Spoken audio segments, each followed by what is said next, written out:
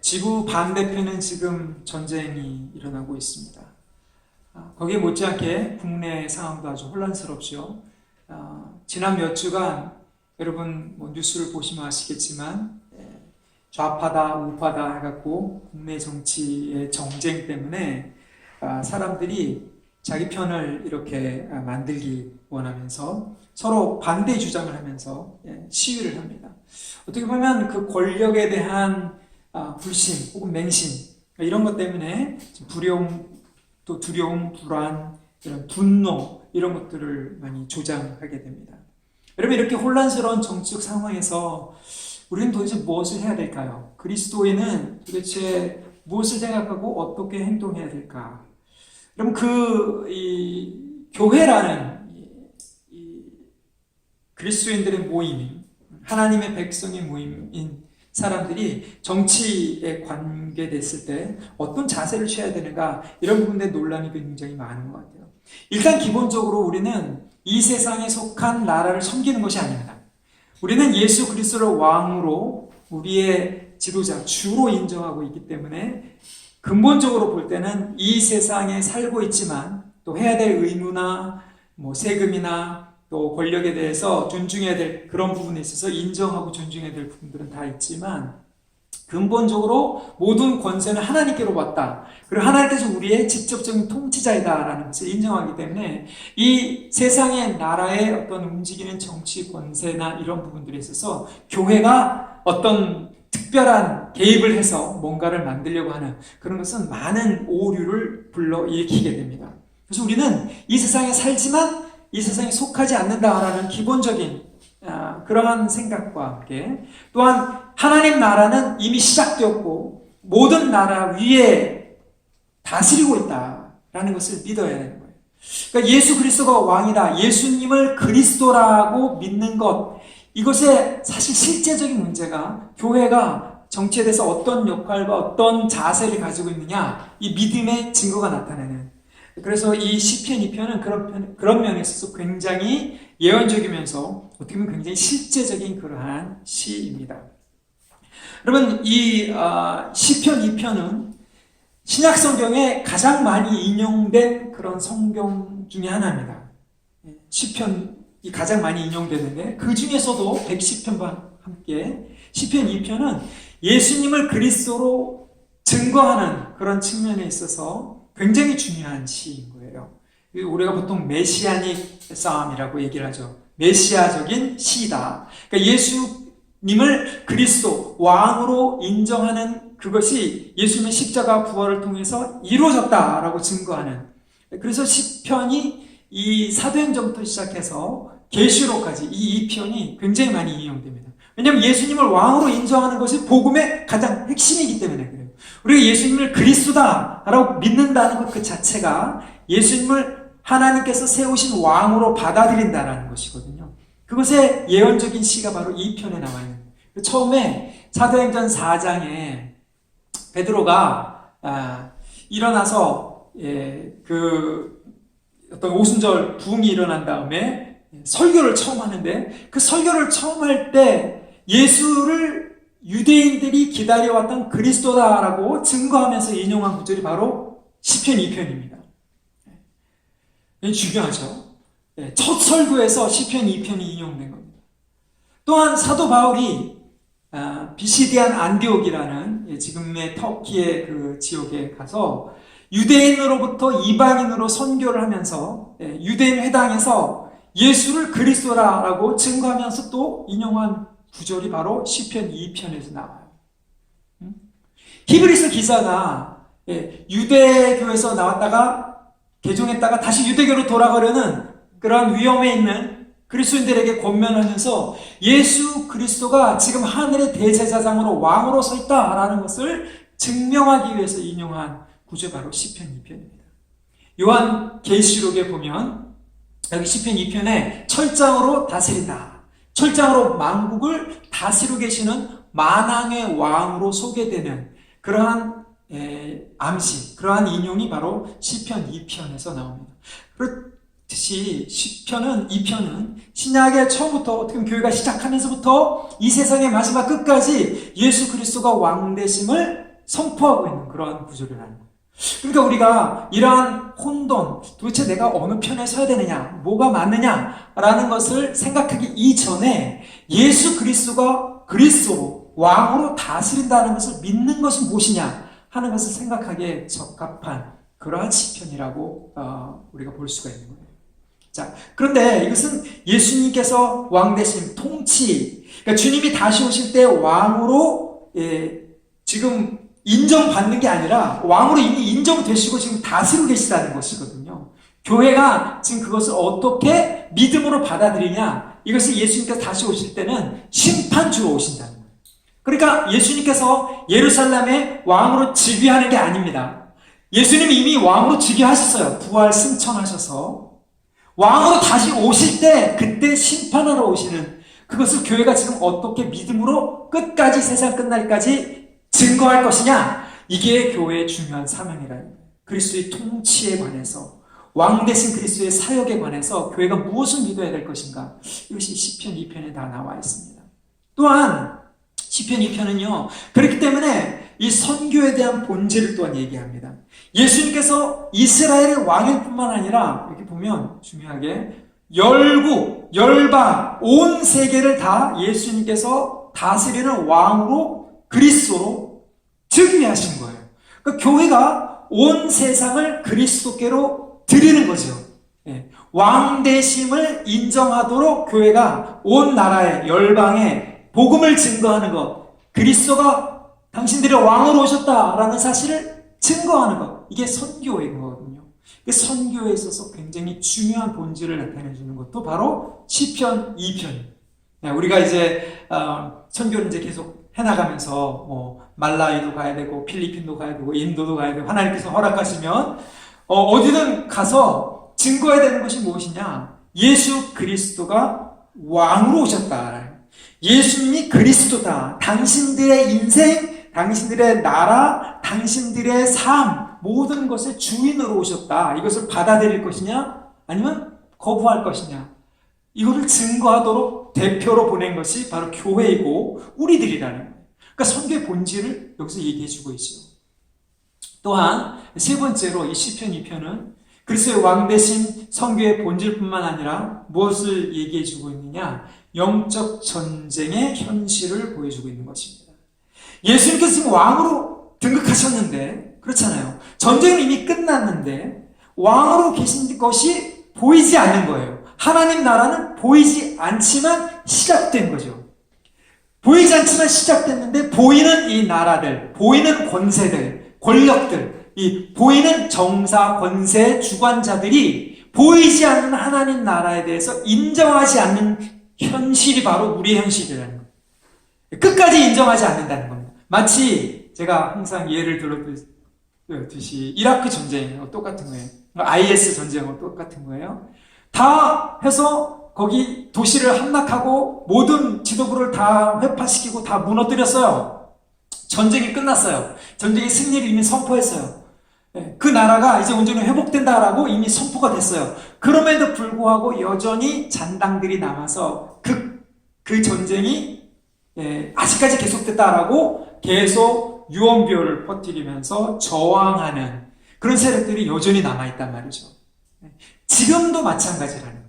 지금도 여전히 전쟁이 끝났음에도 불구하고 사람들을 속이면서 돈이 최고다, 권력이 최고다, 너의 즐거움을 추구하는 것이 최고다 라고 속이면서 하나님의 다스림을 저항하려는 그러한 세력들, 하나님의 통치를 인정하려 들지 않는 그러한 것이 이 세상 권세의 어떻게 보면 본질적인 그런 측면이고, 그렇기 때문에 복음이 선포될 때마다 그런 저항을 받을 수밖에 없는 거예요. 우리가 이 땅에 살면서 그렇잖아요. 교회라는 예수 그리스도의 왕되심을 대표해서 선포해야 되는 교회의 본질은 바로 이 영적 전쟁, 이러한 저항, 반역하는 세상에 맞닥뜨릴 수밖에 없다. 그렇기 때문에 이거를 다 우리가 무력으로 때려 부수는 것이 아니라 그 전쟁은 이미 끝났습니다. 예수님의 왕이 됐음을 계속 선포하려고 할 때 그 저항을 계속 받아들이면서 핍박을 받기도 하고 또 어떻게 될 때는 순교를 당하기도 합니다. 어떤 때는 승리할 수도 있습니다. 그러나 그것은 우리의 몫이 아니고 예수님께서 이미 이루신 것을 증거하는 것이 우리의 몫이라는. 다만 우리는 그 저항하는 그 현실에 대해서 실패라고 생각하거나 좌절하는 것이 아니라 이것이 당연한 일이고 현실이구나. 그리스도의 왕 되심을 이 세상 나라의 정사와 권세 시스템은 거절할 수밖에 없는 것이구나. 반역할 수밖에 없는 세상에 우리는 살고 있다. 이 현실을 여기서 보여주고 있는 것. 그 시편 2편의 그러한 핵심 메시지입니다. 그러니까 세 가지죠. 그리스도의 왕 되심을 어떻게 우리가 믿을 것이냐. 선교의 본질을 우리가 무엇이라고 생각할 것이냐. 영적 전쟁의 현실을 어떻게 인정할 것이냐. 이러한 기본적인 개념을 가지고 우리 시편 2편을 하나씩 좀 살펴보자. 우리 시편 2편은 1절부터 12절까지 이렇게 되어 있는데요. 시편 2편은 시편 1편과 2편이 하나의 보통 시편이라고 얘기를 합니다. 왜냐하면 시편 1편은 복 있는 자는 이렇게 이야기를 합니다. 그렇죠? 복 있는 자는. 시편 2편의 마지막은 여호와께 피하는 자는 다 복이 있다. 그런데 시편 1편과 2편은 이스라엘 역사상 다윗 왕가의 왕이 즉위를 할 때 읊어지던 그러한 시다라고 이렇게 얘기를 합니다. 왕이 하나님을 진정한 왕으로 인정하는 것이 그것이 지혜의 근본이고 왕권의 기초다라고 이렇게 보는 거예요. 그래서 시편 1편에는 거기에 뭐가 나옵니까? 복 있는 자는 그 말씀을 주야로 묵상한다 이런 얘기가 나오잖아요. 그렇죠? 시냇가에 심은 나무처럼. 그리고 그 의인의 복을 얘기를 합니다. 그렇잖아요. 악인과 의인, 죄인, 어리석은 자, 오만한 자, 이 죄인의 이야기를 하면서 또 의인의 이야기를 하고 복된 이야기를 합니다. 그런데 시편 2편은 그 반대인 거예요. 이 죄인, 어리석은 자, 오만한 자가 군왕들처럼 되어 있고요. 복 있는 자, 의인은 여기 나오는 대로 그리스도로 이렇게 얘기가 됩니다. 그래서 앞에서 했던 그 모든 것이 반대가 돼요. 의인이 복 있는 자가 말씀을 묵상하는 것처럼 여기 악인들이 뭐라고 하냐면 2절에 보니까 서로 꾀한다. 똑같은 하가라는 묵상하는 거예요. 악을 계획하는 것. 그러니까 의인이 하는 행동과 악인이 하는 행동이 완전히 반대되는 측면에서 시편 2편은 1편의 동전의 양면적인 측면이다. 이렇게 보는 겁니다. 그래서 우리가 시편 1편을 기억하면서 시편 전체가 하나님을 왕으로 인정하는 그런 의인의 삶을 얘기한다면 시편 2편은 그 왕 되심을 거부하는 그런 반역하는 나라들, 반역하는 모습이 무엇인가? 우리가 그 사람들을 보면서 거울을 보듯이 우리 자신의 모습도 비춰보고 교회의 본질도 비춰보는 그러한 시가 되길 원합니다. 시편 2편은 1절부터 12절까지 이렇게 되어 있는데요. 네 가지의 목소리가 나옵니다. 1절부터 3절까지는 그리스도의 통치를 거부하는 열방의 목소리가 나옵니다. 그리고 4절부터 6절까지는 하늘에 계신 성부 하나님의 목소리라고 볼 수 있어요.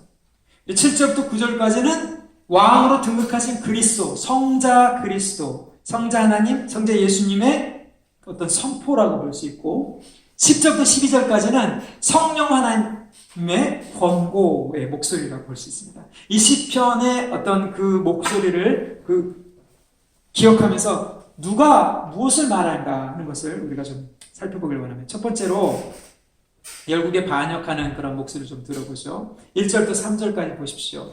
거기 보면 분노하며 1절에 그 다음에 헛된 일을 꾸미는가 이렇게 얘기합니다. 이방 나라들이 그러니까 소용없는 짓을 하는 것이죠. 그런데 2절에 보니까 군왕들이 나서며 관원들이 서로 꾀하며 여기 꾀한다는 것이 시편 1편에 나오는 것처럼 2절에 나오는 것처럼 주야로 묵상한다 이 말과 똑같다 그랬어요. 그의 기름 부음 받은 자를 대적한다. 그러면 이게 바로 본질이라는 거예요. 영적 전쟁의 본질. 근데 그 본질의 그 내용이 3절에 나와 있죠. 그들이 계획하는 게 뭐냐? 그들이 생각하는 게 뭐냐? 이 세상의 정사와 권세와 어둠의 주관자들과 악한 영들이 생각하는 이 시스템, 제도, 이 시대 정신의 근본적인 내용이 뭐냐? 3절 한번 같이 읽어볼까요? 시작. 우리가 그들의 맨 것을 끊고 그의 결박을 벗어버리자 하는도다. 여러분, 하나님의 통치를 결박으로 이해하는 것, 하나님의 다스리심을, 그렇잖아요, 눌림, 억압으로 이해하는 것, 이것이 세상 제도, 시대 정신의 핵심인 거예요. 그래서 세상을 보십시오. 예? 자기들한테는 낙태할 자유가 있다라고 해요. 권리가 있다라고 이렇게 얘기해요. 생명을 해칠 권리가 있다라고. 예, 자기의 몸을 자기 스스로 할 수 있는 권리. 그래서 낙태를 얘기하는 것을 억압이다라고 얘기를 해요. 성적인 방종을 할 자유가 있다. 동성애를 할 권리가 있다. 자유가 있다. 소수자의 권리가 있다라고 얘기해요. 이 성적인 방종도 뭐예요? 억압이라고 얘기한다면. 전통적인 가치관에 의한 억압이라고 얘기해요. 그들이 원하는 자유, 그러니까 근본적으로 얘기하자면 내 마음대로 내 인생을 내가 원하는 대로 살고 싶다. 이것이 반역의 본질인 거예요. 하나님의 다스리심, 하나님의 통치를 인정하지 않는 가장 근본적인 것이 바로 하나님의 다스림을 맨 것, 결박, 이 포로로 잡아갈 때, 고대 이스라엘에서 포로로 잡아갈 때, 여러분 요즘 이 귀걸이뿐만 아니라 막 코걸이, 막 입에도 막 이렇게 하잖아요. 여러분 예전에 그 이스라엘 고시대, 중근동 시대의 그 부조나 그 그림들을 보면 그 포로로 잡아갈 때 어떻게 잡아갔는지 아십니까? 혀에다가 이 구멍을 뚫어가지고 여러분 소 이렇게 하듯이 여기다가 이렇게 고리를 만들어가지고 끌고 갔어요. 근데 요즘은 그렇게도 안 하는데 막 혀에다가 막 찢고 막 입술에다 좀, 그게 바로 예전에 노예들을 끌고 가던 그런 모습인 거거든요. 그러니까 하나님의 다스림을, 하나님의 자유를 이 사람들은 통제 억압으로 얘기한다는 거죠. 여러분, 이스라엘 백성이 이 애굽에서 노예로 눌림을 받았고 거기서 자유함을 얻었잖아요. 이게 구원인데, 우리가 죄와 사망으로부터 구원을 받았는데 그냥 거기서부터 나와서 자기 마음대로 살려고 그런 것이 아니라 하나님의 백성으로 하나님을 섬기도록 구원함을 받은 거잖아요. 그래서 사도 바울이 혹은 신약 기자들이 이런 얘기를 합니다. 너희가 죄로부터, 사망의 권세로부터, 죄의 욕심으로부터 이제 구원함을 받았다는 것은 새 사람을 입었다는 것인데, 근데 이제 그 자유로 뭐예요? 섬기는 자유를 써라. 하나님을 섬기고 이웃을 섬기는 그러한 섬김의 자유가 된다.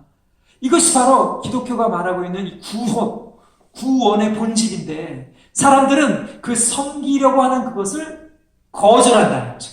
내 마음대로 하고 싶은 것, 그걸 하지 못하는 것을 통제와 억압이다라고 얘기를 하는 거예요. 하나님의 이 자유, 하나님의 이 구원, 이것을 맨 것, 결박으로 본 것. 그렇기 때문에 기독교가 하는 곳마다 이러한 저항이 있습니다.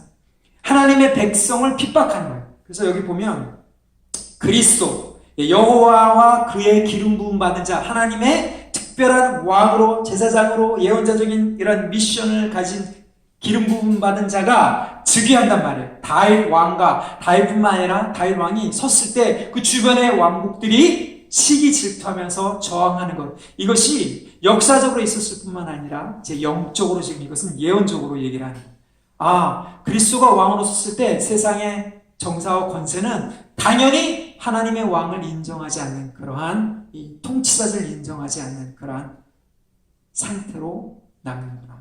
그렇기 때문에 이스라엘과 전쟁하려 하고 이스라엘 백성을 핍박하려고, 그래서 이스라엘이 그렇게 핍박을 받아 하나님의 말씀을 거부하고 예수 그리스도의 그러한 구원을 거부하고 인정하지 못하는 거죠. 자기 힘과 자기의 지식, 자기가 생각하는 그 자유대로 살려고 하기 때문에 참 교회를, 그리스도의 왕되심을 선포하는 사람들을 핍박할 수밖에 없는 것입니다. 여러분, 이것이 우리가 살고 있는 현실이라는 거예요. 우리가 예수님을 그리스도라고 믿을 때 이러한 상황 속으로 나도 모르게 혹은 우리가 알아야 되는 거죠. 현실로 들어가는 거예요. 예수님을 그리스도로 인정하는 순간 모든 주변의 시대 정신은 우리를 우리가 믿고 있는 것을 저항하게 된다. 이것이 바로 그리스도의 통치를 거부하는 열국의 태도이고 시대의 정신인 것입니다. 영적 전쟁에 우리가 들어가게 되는 것입니다. 그리스도를 왕으로 인정하는 교회, 그리스도를 왕으로 인정하는 사람들을 거스를 수밖에 없는 겁니다. 여러분이 거스림을 당할 수밖에 없는 겁니다. 두 번째, 여기에 대해서 하나님 아버지는 어떠한 반응을 보이신지 한번 봅시다. 4절부터 6절까지. 하늘에 계신 이가 웃으심이요 주께서 그들을 비웃으시리로다. 4절. 여기 하늘에 여기 계신 이렇게 되는데 원래 원어는 앉아있는 이런 말입니다. 여러분 그 시편 1편 1절에 보면 오만한 자는 자리에 앉아서 이렇게 얘기하잖아요. 그것과 완전히 대조되는 거예요. 그러니까 오만한 자가 자기가 스스로 하나님인 것처럼 앉아서 그 권세 있는 자라고 생각하는 것. 근데 실제 권세 있는 자는 하나님인 거죠. 하나님이 그 하늘의 보좌에 앉으셔서 이러한 앞에 있는 모든 분노와 대적과 이러한 그들의 그들의 계획들을 다 회파하시는 장면인 겁니다. 그래서 4절, 5절, 6절에 보면 하나님의 비웃음, 하나님의 분노, 하나님의 계획이 그대로 나타납니다. 하나님은 지금 여기에 실제로 보이지 않지만 하늘 보좌에서 앉으셨어요. 근데 그분이 이 세상에서 예수 그리스도를 왕으로 인정하지 않으려고 하는 이 계획들을, 세상들을 어떻게 보시느냐? 이것이 바로 4절에서 6절까지의 관점인 거예요. 자, 거기 보십시오. 그들을 비웃으시고 그때의 분을 바라며 진노하사 그들을 놀라게 하여 이르시기를. 여러분 여기 4절과 5절에 보면 하나님이 이미 그들에게 심판하셨다는 거예요. 하나님의 분노와 진노로 이미 그들을 심판하신 겁니다. 예수 그리스도의 복음을 증거한다는 것은요, 세상 나라가, 세상의 권세가 이렇게 이미 심판을 받았다라는 것을 증거하는 거예요. 그러니까 싫어하죠. 예수님을 왕으로 인정하는 것은 인정하지 않을 때는 심판이다라고 이렇게 얘기를 해야 되기 때문에 우리는 정을 받을 수밖에 없는 그 심판을 얘기하는, 진노하사 그들을 놀라게 하여 이르기를. 6절 한번 같이 읽겠습니다. 시작. 내가 나의 왕을 내 거룩한 산 시온에 세웠다 하시리로다. 그들이 말하는 것처럼 그와 그의 기름 부은 자를 대적하면서 그들의 맹 것을, 여러분 거기에 대해서 하나님은 강조하십니다. 여기 강조되는 것이 나죠. 1인칭 대명사. 내가 직접, 실제로도 히브리어에 내가 강조. 하나님이 직접 나의 왕을, 하나님의 이 왕을 나의 거룩한 산 시온에 세웠다. 여러분 이게 무슨 뜻일까요? 이것은 예수님께서 다윗에게 하신 그 약속이죠. 사무엘하 7장에 보면 다윗이 성전을 세우려고 하는데, 그렇죠, 계획했을 때 하나님께서 다윗의 언약을 세웁니다. 네가 세울 그 성전은 너의 이후로부터 나올, 너의 씨로부터, 너의 자손으로부터 나오는 그 그리스도가 할 것이다. 그러니까 하나님께서 사실은 시온의 성전이 물리적으로 세워지는 그 언약, 그 뒤로 영원한 하늘의 계획을 다윗을 통해서 선포하셨다는 거예요. 그러니까 하나님의 이 계획은 영원 전부터 있고, 뭐예요? 역사 속에서 다윗을 통해서 이루시는 그런 계획으로 선포하신 거다. 이것이 바로 6절의 이야기입니다. 그러니까 이 세상의 왕들은 자기들의 계획을 온전히 이룰 수 없다라는 거죠. 하나님께서 이들이 꼼짝 못할 그러한 실제적인 대안으로서 이미 그리스도 왕을 세우시기로 결정하시고, 시편의 이 2편은 그래서 이스라엘 역사상 그리스도를 기다리는 시편으로 읊어졌어요. 그래서 바울이, 베드로가, 신약의 사도들이 이 2편을 예수 그리스도에게 적용한 거예요. 당신들이 기다려왔던 그 그리스도, 그 왕이 바로 예수님입니다 라고 증거한 것이 이스라엘에 대한 그리스도의 증거이고, 우리에게도 마찬가지라는. 그러니까 교회가 이 4절부터 6절까지 성부 하나님의 대응을 바라보면서, 하나님의 계획은 이미 영원 전부터 실행하셨고, 계획하셨고, 역사 속에서 이스라엘 통해서 약속하신 것을 예수님을 통해서 실행하셨구나. 그럼 우리가 그것을 믿어드려야 된다는, 이것이 바로 예수 그리스도의 다스리심, 하나님의 통치를 믿는 그러한 교회의 역할이라는, 교회의 임무인 것입니다. 세상은 지금 좌파다 우파다, 이런 것을 주장하고 저런 것을 주장하고 자기 권리를 주장하는 것으로 굉장히 혼란스러워요. 경제도 혼란스럽고 외교도 혼란스럽습니다. 그러나 여러분, 눈을 들어서 하나님의 계획이 이루어진 것을 보십시오. 성부 하나님의 계획은 이미 섰고 그것은 예수 그리스도 안에서 이미 이루어진 것이에요. 여기에 저항할 수 있는 아무런 계획도 설 수 없다는 것, 교회가 이것을 믿는 것이 바로 이 세상에서 영적 전쟁을 감당하는 첫 번째 일입니다. 하나님의 계획은 세상에 아무리 어떠한 계획을 쓴다 할지라도 이미 섰고 영원전부터 섰고 약속하신 그것을 이미 이루신 것이구나. 이것을 바꿀 수 있는 역사적인 사실을 바꿀 수 있습니까, 여러분? 이순신 장군이 그 외적을 물리친 것을 바꿀 수 없잖아요, 그렇죠? 그 승리를 바꿀 수 없잖아요.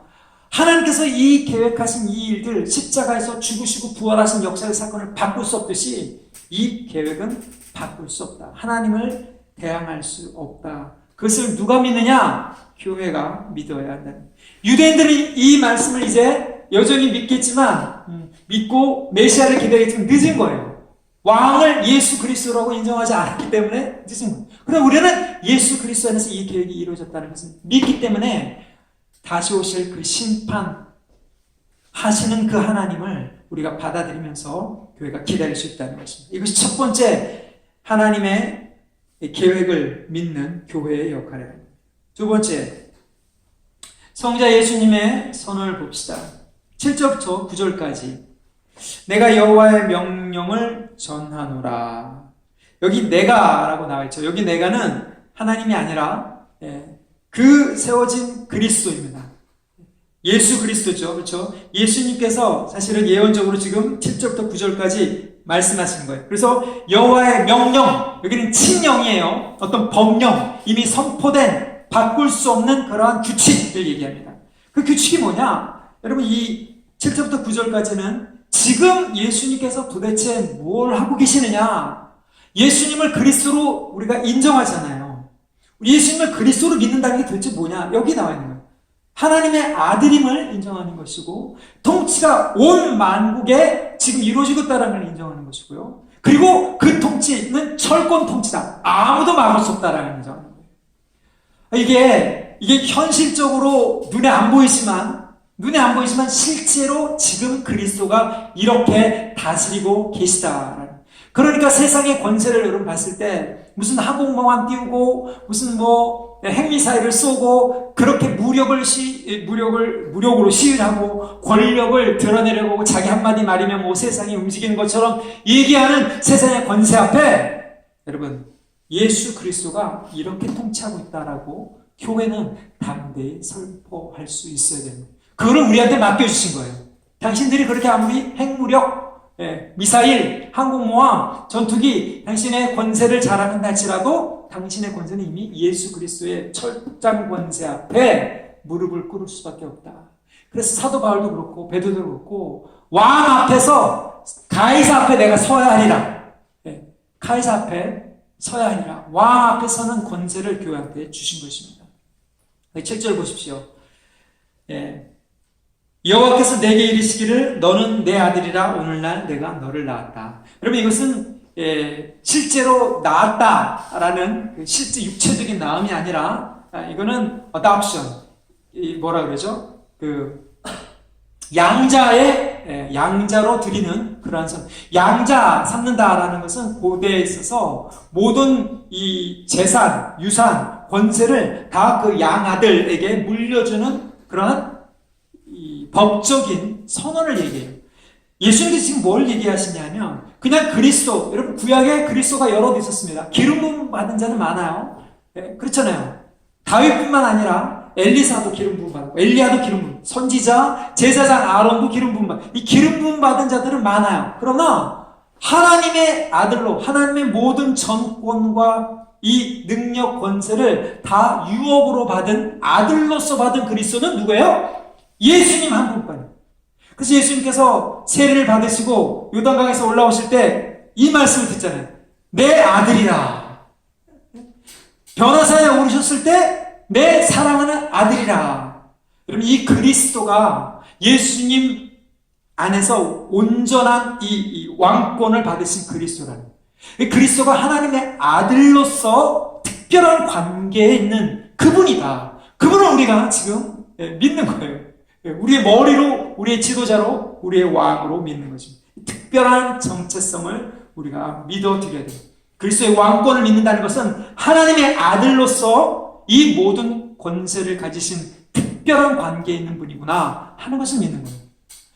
우리가 그래서 특별한 관계성 속에 있는 백성으로 살아갈 수 있는 것이지, 여러분 그 믿음 위에 우리가 서 있지 않다면 사실은 세상 권세를 저항할 수 있는 그런 힘은 없습니다. 지금 그렇게 다스리고 계시잖아요.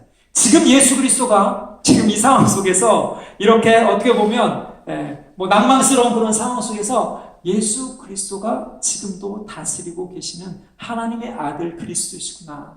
북한에 있는 성도들, 또 아프리카나 또 중동 지역에 있는 그리스도인들, 성도들, 그들이 그러한 열악하고 어떻게 보면 패배스럽고 절망스러운 상황 속에서 믿는 것이 무엇입니까? 예수님이 그리스도가 하나님의 아들이심을 믿는 거예요.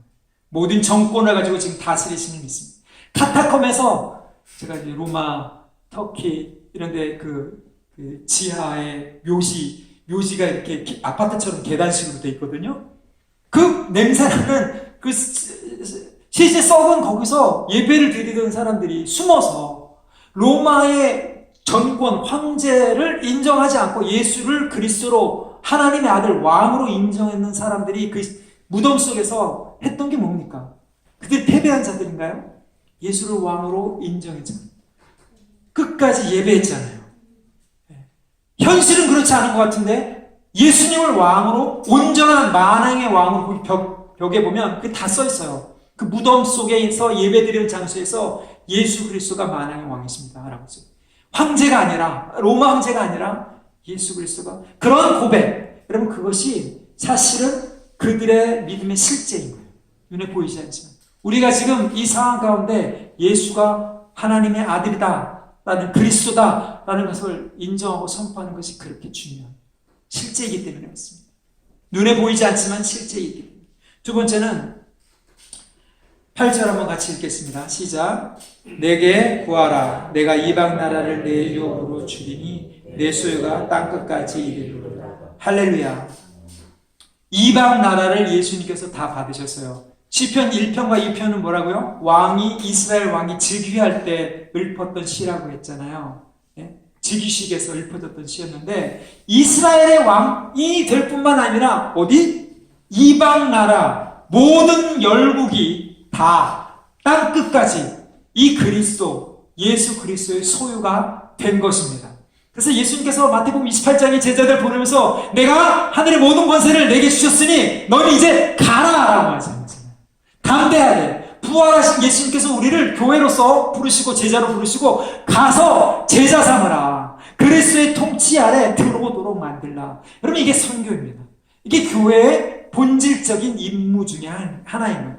예수 그리스도의 통치의 영역이 이제는 이스라엘뿐만 아니라 열방에까지 이르렀다. 이스라엘의 왕이실 뿐만 아니라 모든 나라의 왕이시고 우주의 왕이라는 것을 선포하라는 것입니다. 땅을 그리스도께로 돌리는 것, 그래서 통치 아래에 있다라고 선포하고 증거하는 것, 이것이 교회의 역할인 겁니다. 9절 보십시오. 철장으로 그들을 깨뜨리며 질그릇같이 부수리로다. 이 철장은 힘과 권세를 상징하는, 목자가 보통 이렇게 이 지팡이 했을 때 그 위에다가 쇠로 된 어떤 몽치 같은 것들 이렇게 해가지고, 늑대나 뭐 이런 어떤 그 적이 올 때 물리치잖아요. 이 왕이 가지고 있는 이 아이언 홀을 얘기하면, 철장, 아무로 대적할 수 없는 그 힘과 권세를 가지신 분. 여러분 계시록에 보면, 그래서 교회에 대해서 얘기할 때, 두아디라 교회 얘기할 때, 이스벨의 농락을 당하는 교회 얘기할 때 철장을 다신까지 내가 다 깨뜨려버리라 이렇게 얘기하시거든요. 그것을 계시록 19장 20장에 똑같이 얘기하세요. 예수님께서 다시 오실 때 그렇게 심판주로 오시는데 그 권세에 대적할 만한 아무런 것도 없다라는. 그리고 겉으로 볼 때는 교회가 어떻게 보면 실패한 것 같기도 해요. 세상 사람들이 봤을 때 선교하러 가서 고난 당하기도 하고, 어떤 데서는 순교도 당하기도 하고, 어떤 데는 실패하기도 하고, 하지만 예수님의 이 권세는 아무도 무너뜨릴 수 없다는 거죠. 죽기도 하고 병도 걸리도 하고.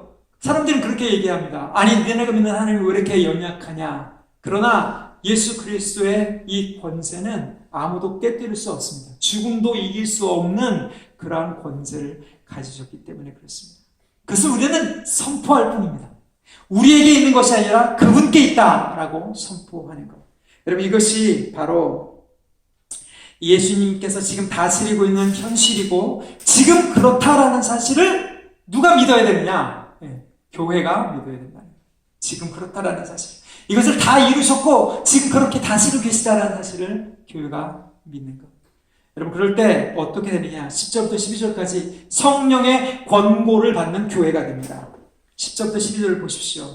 그런즉 지금 하나님의 계획이 그렇게 역사 속으로 들어왔고 예수님께서 7절부터 9절까지 그렇게 다스리고 계신다면 그러면 어떻게 되느냐? 자, 이제 여러분, 계시록에 보면 교회 얘기를 할 때 교회가 이제 다시 예언하여 하리라, 증언하여 하리라 이렇게 얘기를 하잖아요. 그 왕들 앞에서 해야 되는데 그것이 바로 이 10절부터 12절까지 교회에 주시는 임무입니다. 첫 번째는 군왕들아, 10절 보십시오. 너희는 지혜를 얻으며 세상의 재판관들아 너희는 교훈을 받을지어다. 지혜를 얻어라, 배우라 이렇게 얘기를 합니다. 이건 무슨 말일까요? 선포하라는 거죠. 말씀을 선포하라. 그러니까 하나님의 계획을 계속해서 선포해야 되는 거죠. 예수 그리스도 왕 되심을 계속해서 선포하는 겁니다. 그들이 듣건 듣지 않건 받아들이건 받아들이지 않건 그들이 지금 아직 기회가 남아있다라는 거예요. 성령께서 지금 교회를 통해서 세상의 왕들, 세상의 권세에게 지금 이렇게 증거하기를 원하는 겁니다. 여러분, 어떻게 하시겠습니까? 피켓 들고 나가서 물러나라 이렇게 얘기하시겠습니까? 예수가 왕이니까 너는 물러나라. 그게 아니죠. 예수님께서 왕이기 때문에 그 권세 아래 굴복할지어다 이렇게 선포하는 거예요. 그러나 권세를 저항해서 무력으로 시위하면서 무찌르는 것이 교회의 역할이 아니라 구약과 신약에서 약속하신 모든 것을 이루신 그분이 예수님이다라는 것을 교회가, 우리 모두가 다 증거할 수 있어요. 그래서 교훈을 받으라 라고 말할 수 있는 것, 이것이 교회의 사명이고, 그리고 세상에 주어진 그런 기회라는, 권세가 지금 여전히 기회가 있다는, 대적하지만 여전히 그들에게는 회개할 기회가 주어진다는. 자녀들 키워보면 아시잖아요. 대적하는 자녀들이 있지만 여전히 그들에게 기회를 줘야 되는 거잖아요. 하나님도 마찬가지인 거예요. 하나님도 대적하지만 여전히 하나님 그들 권세를 사용하시면서 돌아올 수 있는 기회를 주시는 거예요. 계시록에 그래서 회개할 수 있는 기회가 11장까지 나옵니다. 두 증인이 증인의 사역을 마칠 때 그때 사람들이, 군왕들이, 왕들이 회개하거든요. 그게 끝나야 마지막이 오는 거예요. 그러면서 11절 보십시오. 두 번째는 여호와를 경외함으로 섬기고 떨며 즐거워할지어다. 여기는 약간 좀 번역이 어려운데요. 그렇잖아요. 우리가 여러분 떨면서 즐거워해 보신 적 있으십니까? 부들부들 두려워하면서 즐거워하다. 이건 약간 좀 어색하죠. 그래서 이건 또 회개한다라는 그러한 표현으로 우리가 좀 봐야 될 것 같아요. 무슨 얘기냐 그러면 이 경외함으로 섬기라. 12절 보니까 입 맞추라. 자, 이것은 모두가 다 경배하라. 이 예배를 말합니다. 하나님 앞에 반역하지 말고, 이 1절부터 3절까지는 반역하고 분노하고 저항했잖아요. 그렇죠? 그게 아니라 하나님 앞에 온전히 그분의 왕되심을 인정하고 납작 엎드리는 것. 입 맞추다라는 것은 납작 엎드리는 경외의 표현입니다. 그러니까 예배를 말하는 거죠. 자, 그러니까 우리가 좀 전에도 예배하면서 찬양했듯이 예수님을 왕으로 인정하면서 찬양하고 우리 자신을 낮추는 것. 여러분, 교회가 그 증거를 계속할 때 하나님이 이 나라를 온전하게 여기서 돌이킬 수 있는 기회를 주시는 거예요. 위정자들이 하나님의 권세를 인정할 수 있는 기회가 교회의 예배를 통해서 보여진다는 것입니다. 이런 거 계시예요. 그렇죠? 그러니까 교회가 예배를 온전히 드릴 때 하나님을 왕으로 온전히 인정하는 그러한 예배, 겸손하게 완전히 엎드리고 자기의 권리를 내려놓는 사람들, 그 예배 속에서, 그 예배를 통해서 세상의 권세들이 보지 않아도, 듣지 않아도 하나님의 어떤 기회를 통해서든 그들이 하나님을 인정할 수밖에 없는 바벨론의 느부갓네살 왕이 있잖아요. 다니엘의 증거를 통해서 하나님이 진짜 왕이다라고 인정할 수밖에 없는 그 길이 열렸듯이 교회를 통해서 그렇게 열리게 된다. 우리가 온전히 예배할 때 세상 왕들, 세상의 권세가 그 앞에 굴복할 수 있는 그러한 기회를 얻게 된다. 이게 누가 하신다고요? 성령께서 교회를 통해서 하시는 것입니다. 성령께서 교회를 통해서 말씀을 증거하시고 성령께서 교회 예배를 통해서 이 하나님의 왕 되심을 증거하신다. 마지막으로 12절 거기 마지막에 보면 입 맞추라. 그렇지 않으면 진노하심으로 너희가 그 길에서 망하리니 그 진노가 급하심이라 여호와께 피하는 모든 사람은 다 복이 있다. 여러분 여기 교회가 해야 되는 마지막 증거 중에 성령을 통해서 하는 것은 여호와께 피하는 모든 사람은 복이 있다. 시편 1편과 함께 이 복은 중요한 복이라고 했어요. 이 정치적 충성을 맹세하는 것, 이것이 피하다라는 것인데요. 그럼 정치적으로 좀 어려운 사람, 핍박을 받는 사람은 다른 나라를 보통 망명을 하잖아요. 그 그림이 바로 여기 여호와께 피하는 겁니다. 여호와께 망명하라 이 말이죠. 망명할 수 있는 기회를 세상 권세에 지금 허락해 주는 것, 그것이 교회의 역할이라는. 자, 그러려면 우리가 무엇을 해야 되느냐? 여기 보니까 복이라고 얘기했잖아요. 시편 1편에 하나님의 말씀을 내가 생명처럼 여기면서 시냇가에 심은 나무처럼 그렇게 살아가는 것뿐만 아니라 여호와께 피하라. 우리가 지금 정식 망명을 한 거죠. 하나님의 백성으로 망명한 사람들인 거잖아요. 하나님을 의지하는 법, 하나님을 의지하는 삶, 교회가 하나님을 의지하는 어떤 그러한 모습을 통해서 세상의 사람들은, 세상의 권세, 이 세상의 가치관들은 휘저어지게 된다는 거예요. 그래서 하나님을 의지하는 자들은 저렇게 복이 있구나 하고 인정할 수밖에 없는 것. 여러분 이것이 바로 우리가 처해 있는 교회의 모습이고, 어떻게 보면 교회가 세상의 영적 전쟁에 휘말려서 대적을 받고 내지는 압박, 핍박을 받고 하면서도 여전히 하늘나라의 권세를 유지하면서 살아갈 수 있는 비결은 하나님을 의지하기 때문에, 하나님께 피하기 때문입니다. 우리의 어려운 상황이 있습니다. 그렇죠? 우리가 문제가 해결이 돼야 되기 때문에 하나님께 피하는 것이 아니라 예수님이 왕으로 계시기 때문에 정치적 망명을 통해서 하나님이 다스리도록 내 권한을 내려놓고 그분께 피하는, 내 주도권을 내려놓고 그분께 피하는 그러한 삶, 우리의 주도권을 내려놓고 그분께 주도권을 인정해드리는 그런 교회, 그런 사회, 그런 나라, 이런 나라가 되기를, 이런 교회가 되기를, 이런 삶이 되기를 예수님의 이름으로 축복합니다. 같이 기도하겠습니다.